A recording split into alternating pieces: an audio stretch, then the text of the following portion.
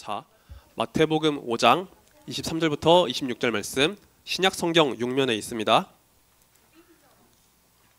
자, 마태복음 5장 23절부터 26절의 말씀, 우리 말씀을 교독하도록 하겠습니다. 마지막 26절은 우리 한 목소리로 같이 읽어 보겠습니다. 그러므로 예물을 제단에 드리려다가 거기서 내 형제에게 원망 들을 만한 일이 있는 것이 생각나거든 예물을 제단 앞에 두고 먼저 가서 형제와 화목하고 그 후에 와서 예물을 드리라. 너를 고발하는 자와 함께 길에 있을 때 급히 사화하라. 그 고발하는 자가 너를 재판관에게 내어주고 재판관이 옥리에게 내어주어 옥에 가둘까 염려하라. 함께 읽습니다. 진실로 내게 이르노니 내가 한 푼이라도 남김이 없이 다 갚기 전에는 결코 거기서 나오지 못하리라. 아멘. 자, 이 시간은 우리 다윗 찬양대 찬양이 있도록 하겠습니다. 자, 오늘도 우리 그림 하나를 보면서 말씀을 시작하도록 할게요. 자, 여기 앞에 보면 뭐가 보이나요? 맞아요. 여기 그릇, 도자기가 보이죠. 근데 이 상태가 어떤 것 같아요? 뭔가 좀 금이 간 것 같죠? 맞아요. 금이 간 것 같은데 여기 갈라진 틈이 있어요. 근데 금을 잘 보면요, 그냥 깨진 금 상태로 있는 게 아니라 뭐가 발려져 있는 게 보이죠. 그렇죠? 뭔가가 발려져 있어요.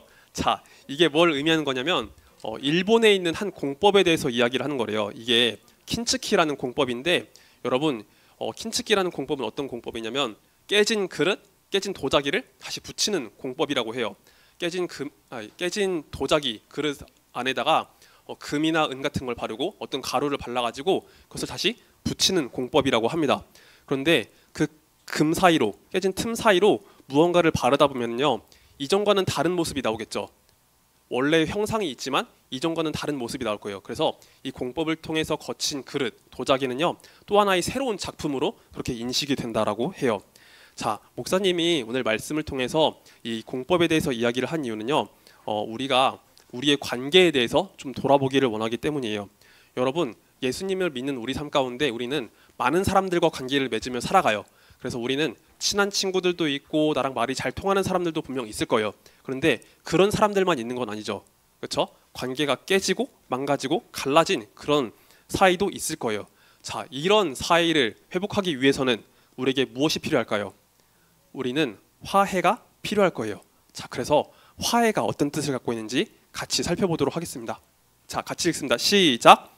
갈등으로 깨어진 관계를 회복하는 것. 맞아요. 화해는요, 갈등으로 깨진 관계, 이런 관계를 회복하는 것이에요. 우리는 분명히 나랑 친하고 나랑 관계가 좋은 그런 사람이 있겠지만 그렇지 않은 사람도 있을 거예요. 그렇기 때문에 우리는요, 예수님을 믿는 사람으로서 우리가 어떻게 화해를 하는 것이 좋은지 한번 말씀을 통해서 같이 살펴보도록 할게요. 자, 여기 보면은 예수님께서 많은 제자들과 함께 하시는 모습이 있습니다. 우리가 읽은 마태복음 5장 말씀은요, 예수님의 산상수훈이 기록된 말씀이에요. 예수님께서 산 위에서 제자들에게 하나님 말씀을 가르쳐 주신 것이죠. 자, 산상수훈을 통해서 예수님은 많은 것을 말씀해 주셨어요. 하나님 나라에서 복이 있는 사람에 대해서도 알려주셨어요. 그리고 하나님께서 옛날 구약시대에 주셨던 그 율법을 완전하게 해석하시면서 우리가 주님의 뜻 가운데 어떻게 살아야 하는지를 말씀해 주셨죠. 그리고 예수님은요, 이어서 관계에 대한 말씀도 주셨어요. 자, 여러분, 우리는 관계를 맺고 살아갈 때 크게 두 가지 대상과 관계를 맺고 살아갈 거예요. 자, 여기 보면은요, 왼쪽에는 하나님이라고 쓰여 있고 오른쪽에는 사람이라고 쓰여 있죠. 그렇죠? 여러분, 우리는 가장 먼저 하나님과 관계를 맺고 살아갑니다.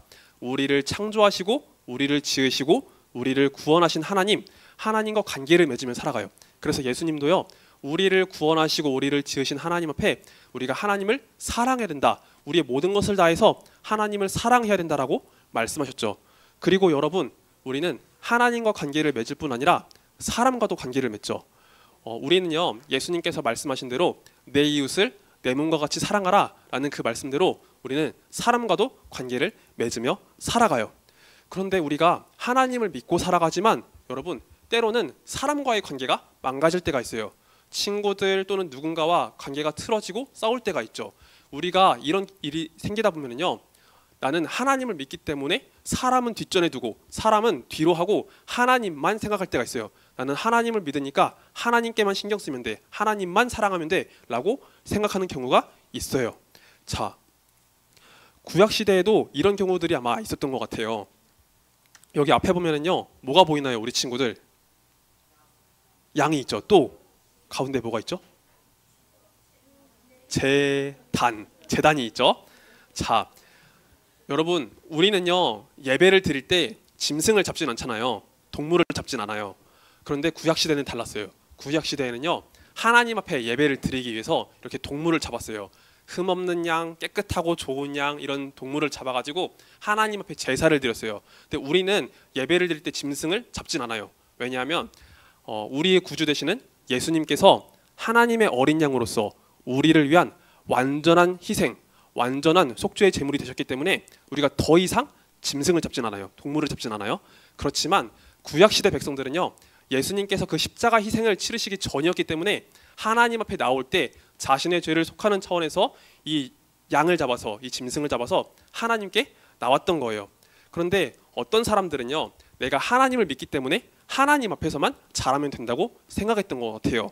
사람과의 관계가 깨지고 망가졌을 때 사람은 뒷전으로 두고 사람은 신경 쓰지 않고 나는 하나님 앞에서만 잘하면 돼, 하나님께만 잘하면 돼 라고 생각을 했던 것 같아요. 그래서 예수님은요, 마태복음 5장 23절 24절 말씀을 통해서 이렇게 말씀을 주셨어요. 자, 우리 다시 한번 같이 말씀을 읽도록 하겠습니다. 자, 함께 읽습니다. 시작. 그러므로 예물을 제단에 드리려다가 거기서 내 형제에게 원망들을 만한 일이 있는 것이 생각나거든 예물을 제단 앞에 두고 먼저 가서 형제와 화목하고 그 후에 와서 예물을 드리라. 아멘. 맞아요. 내가 내 형제에게 잘못을 범한 것이 있으면 그것에 대해서 사과를 하고 용서를 하고 그 다음에 하나님 앞에 나오라고 하셨어요. 예수님은 분명히 우리가 가장 먼저 하나님을 사랑해야 된다고 말씀하셨지만 우리가 남에게 큰 피해를 끼쳤을 때, 남에게 잘못을 저질렀을 때 그것에 대해서 충분히 사과를 하고 용서를 구하고 다시 하나님께 나오라고 말씀하셨어요. 자, 여러분, 우리 친구들의 이야기로 한번 비유를 들어보면 어떨까 해요. 자, 여기 나는 외동이 아니에요 라고 하는 친구 있죠. 외동이 아닌 친구들, 형제, 자매, 남매인 친구들 있죠. 그렇죠? 한번 손을 들어볼래요? 되게 많이 있잖아요, 우리 친구들. 자, 여러분, 우리 친구들 때로는 형, 누나, 언니, 오빠, 동생과 집에서 크게 다퉈본 적 있죠? 없어요? 아마 뭐 잘 지내는 친구도 있고 그러지 않은 친구들도 있을 거예요. 여러분, 서로 맞지 않아가지고 서로 좀 말이 험하게 오고 가가지고 서로 치고받고 싸우고 다투는 경우가 있어요. 그렇죠? 싸우고 나면 여러분 어때요? 서로 말도 하기 싫죠? 쳐다보기도 싫어요. 그리고 잠깐만 집중. 자, 서로 쳐다보기 싫으니까 부모님께만 가서 이야기할 거예요. 엄마 저 이거 했어요. 아빠 저 이거 했어요 라고 하면서 부모님께만 나아갈 거예요. 그러면 여러분, 부모님은요, 우리의 그런 모습을 보시고 어떻게 말씀할까요? 동생과 싸운 거, 오빠랑 싸운 거, 형과 싸운 거 화해하고 와 라고 하시겠죠. 그렇죠? 여러분들이 싸우고 다툴 때 부모님께만 나오면요, 부모님은 먼저 화해하고 사과하고 오라고 말씀을 하실 거예요. 왜냐하면 부모님 입장에서는요, 둘 다 사랑하는 자녀이기 때문이에요. 여러분, 하나님 앞에서 우리 모두는요, 하나님께서 사랑하시는 자녀예요.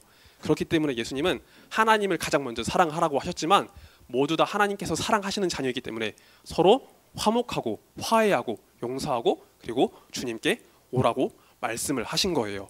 자, 그래서 이 말씀을 따라서 실천한 사람이 있었어요. 여러분, 이 사람은요, 하나님 앞에 제사를 드리려다가, 하나님 앞에 예물을 드리려다가 주님께서 말씀하신 것이 생각났어요. 그래서 하나님께 예배를 드리기 전에 자기가 지은 잘못에 대해서 사과를 하고 용서를 구하고 나온 모습이 있답니다. 그래서 우리도 때로는 실수하고 잘못을 할 때가 분명히 있을 거예요. 그럼 그럴 때 예수님 말씀을 기억하면서 내가 지은 잘못에 대해서 뉘우치고 용서할 수 있는, 사과할 수 있는 그런 사람이 되어야 할 거예요. 자, 그런데 때로는 내 마음이 남에게 사과를 하거나 용서를 구하거나 그러고 싶은 마음이 들지 않을 때가 있어요. 내가 큰 잘못을 범했음에도 불구하고 그렇게 내 마음이 잘 움직이지 않을 때가 있어요. 오히려 내가 적반하장식으로 나올 때가 있죠. 만약에 그렇게 내가 행동을 하면요, 여러분, 우리 친구들은요, 아마 다른 누군가를 통해서 어른들을 통해서 많이 혼날 수 있을 거예요. 내가 지은 잘못에 대해서 반성해야 된다면서 많이 혼날 수 있을 거예요. 그런데 우리 친구들이 시간이 지나서 어른이 될 경우에는요, 이게 문제가 달라집니다. 자, 앞에 그림을 보세요. 앞에 그림 보면 뭐가 있죠? 맞아요, 고소장이 있죠. 그렇죠? 여러분, 우리 친구들이 하는 그런 대화의 방식이랑 어른들이 하는 대화의 방식은요, 너무 많이 달라요. 여러분, 어른이 되었을 때 누가 누군가에게 큰 잘못을 범하게 되면요, 어른들은요 고소를 당할 수 있어요. 고발을 당할 수 있어요. 이 사람이 나에게 이러이러한 피해를 끼쳤습니다. 이 법에 따라서 이 사람이 큰 잘못을 저질렀습니다. 그래서 이 사람을 고발합니다. 라고 이렇게 이야기가 될 수 있단 말이에요. 옛날에도 누군가에 대해서 이렇게 고소를 하고 재판을 하는 그런 법정이 있었다고 해요. 그래서 사람들은요, 자신이 겪은 문제를 해결하기 위해서 법정에 가서 이것을 다투는 일이 있었어요. 그리고 이 재판정에서 내가 만약에 죄인으로 드러난다면 여러분, 나는요 법에 따라 처벌을 받게 돼요. 법에 따라서 내가 심판을 받게 되고 내가 그 사람에게 보상을 다 해줘야 되는 그런 일이 있을 수 있어요. 그래서 예수님은 우리가 이런 일을 당하기 전에 다른 사람에 대해서 충분히 사과를 하고 용서를 구해야 된다라고 말씀을 주신 거예요. 자, 여기 보면은요, 법정에 가기 전에 자기가 지은 잘못에 대해서 화해를 하고 용서를 구하는 사람의 모습이 있죠. 그렇죠? 우리는요, 내가 누군가에게 큰 실수를 하고 잘못을 했다면 그것을 뉘우치는 마음으로 남에게 가서 용서를 구할 줄 아는 그런 사람이 되어야 할 거예요. 그런데 여러분, 우리의 삶을 조금 더 한번 넓게 바라보면 좋을 것 같아요. 내가 어떤 법적인 문제를 일으키지 않았지만, 그런 문제를 일으키지 않았지만 때로는 내 삶 속에서 관계가 어려운 사람, 불편한 사람, 힘든 사람, 그런 사람도 있을 수 있죠. 그렇죠? 내가 큰 문제를 일으키지 않았지만 나랑 말이 잘 안 통하고 관계가 어려운 사람이 있을 거예요. 자, 그런 경우에는 예수님께서 어떻게 말씀하셨는지 우리 로마서 말씀을 한번 같이 읽어보도록 할게요. 자, 로마서 12장 18절 말씀 우리 한 목소리로 같이 읽겠습니다. 시작! 모든 할 수 있거든 너희로서는 모든 사람과 더불어 화목하라. 아멘. 자, 예수님께서 우리에게 이렇게 말씀하셨어요. 할 수 있거든 너희로서는 모든 사람과 더불어 화목하라 라고요. 예수님께서 나랑 불편한 사람, 관계가 어려운 사람, 그런 사람과도 화목하라라고 말씀하셨어요. 친한 사람, 관계가 좋은 사람, 말이 잘 통하는 사람, 그런 사람하고만 잘 지내지 말고 힘들고 어렵고 불편한 사람과도 화목해보라라고 말씀을 하셨어요. 자, 우리가 이 말씀을 이해하기 위해서는요, 예수님께서 우리를 위해서 어떤 일을 하셨는지를 한번 기억해 보기 원해요. 여러분, 예수님은요, 우리를 위해서 어떤 일을 하셨나요? 우리 친구들이 너무나 잘 아는 그 사건, 무엇을 하셨죠? 이제 십자가, 예수님께서 우리를 위해서 십자가를 짊어지셨죠. 그러면 예수님은 십자가를 왜 짊어지셨나요? 이제 우리의 죄를 대신 짊어지시기 위해서. 원래 하나님과 우리 사이의 관계가 내 죄로 인해서 망가져 있었어요. 그런데 예수님은요, 그런 우리를 불쌍히 여기시고 하나님과 우리 사이의 관계를 회복시키기 위해서, 우리와 하나님 사이의 관계를 화목하게 하기 위해서 우리에게 찾아오신 거예요. 하나님과 우리 사이의 관계는 원래 망가지고 깨진 관계였지만 예수님께서 그런 우리를 위해서 찾아오셨단 말이에요. 그래서 우리는요, 예수님의 마음을 기억하면서 예수님의 모습을 본받으면서 나랑 불편하고 힘든 사람이 있을지라도 그 사람과 화목해 보도록 시도를 할 수 있을 거예요. 그런데 여러분, 예수님도 그게 쉽지 않다는 걸 아셨나 봐요. 여기 초록색 글씨로 뭐라고 되어 있죠? 맞아요. 할 수 있거든. 여러분, 내 마음이 그게 어려울 수 있어요. 나랑 불편하고 관계가 깨진 그 사람과 화목하려고 하는 게 어렵고 힘들 수 있어요. 그래서 예수님도 할 수 있거든이라고 하셨어요. 나의 그런 어려움, 나의 그런 연약함을 아시기 때문에 할 수 있거든, 그렇게 해보라고 하셨어요. 그래서 우리는요, 예수님께서 주신 이 말씀을 따라서 조금 힘들고 어려운 사람이 있을지라도 내가 그렇게 시도해 볼 수 있을 거예요. 내가 완벽하진 않겠지만 예수님 마음을 기억하면서 그 사람과도 잘 지내고 잘 이야기를 해볼 수 있도록 우리는 시도해 볼 수 있을 거예요. 자, 여기 그림 볼까요?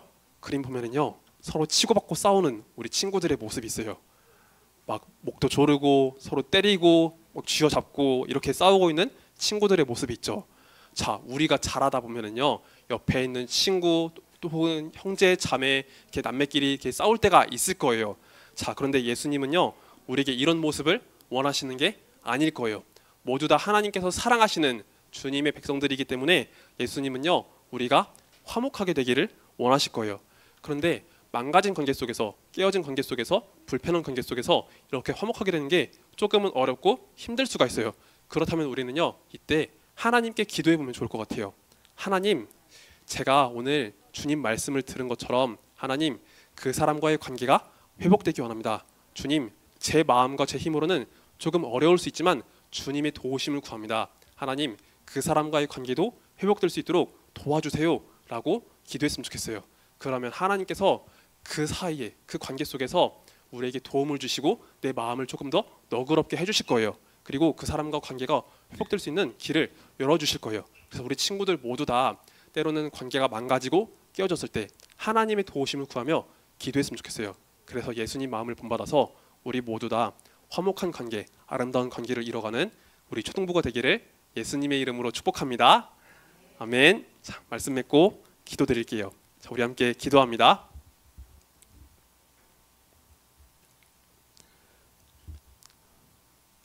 하나님 아버지 감사드립니다. 오늘 주님께서 주셨던 화해에 대한 말씀을 바라보면서 하나님, 우리가 주님의 자녀로서 어떻게 관계를 이뤄가야 할지 살펴보았습니다. 하나님, 우리가 하나님을 전심으로 우리의 모든 것을 다해서 사랑하게 하시고 또한 우리 주변과의 관계 속에서도 서로 화목을 이루는 그런 자녀로 설 수 있도록 은혜를 내려주옵소서. 주님, 그렇지만 우리 삶 가운데 때로는 어려운 관계, 또 힘든 관계, 깨어진 관계가 있을 수 있습니다. 하나님, 그것을 우리의 힘으로 해결할 수 없을 때 주님께서 힘 주시고 도움 주시고 능력 주시옵소서. 그래서 예수님 말씀을 붙잡으며 우리가 서로 화목하게 되는 그런 귀한 은혜가 있기를 주님 간절히 소망합니다. 주님 감사드립니다. 이 모든 말씀 살아계신 우리 구주 예수 그리스도의 이름으로 간절히 기도하옵나이다. 아멘. 자, 우리 함께 주기도문으로 예배를 마치도록 하겠습니다. 자, 우리 두 손 모아서 같이 주기도문 드릴게요. 자, 함께 주기도문 드립니다. 하늘에 계신 우리 아버지여, 이름이 거룩히 여김을 받으시오며 나라가 임하옵시며 뜻이 하늘에서 이룬 것 같이 땅에서도 이루어지이다. 오늘날 우리에게 일용할 양식을 주옵시고 우리가 우리에게 죄 지은 자를 사하여 준 것 같이 우리의 죄를 사하여 주옵시고 우리를 시험에 들게 하지 마옵시고 다만 악에서 구하옵소서. 대개 나라와 권세와 영광이 아버지께 영원히 있사옵나이다. 아멘.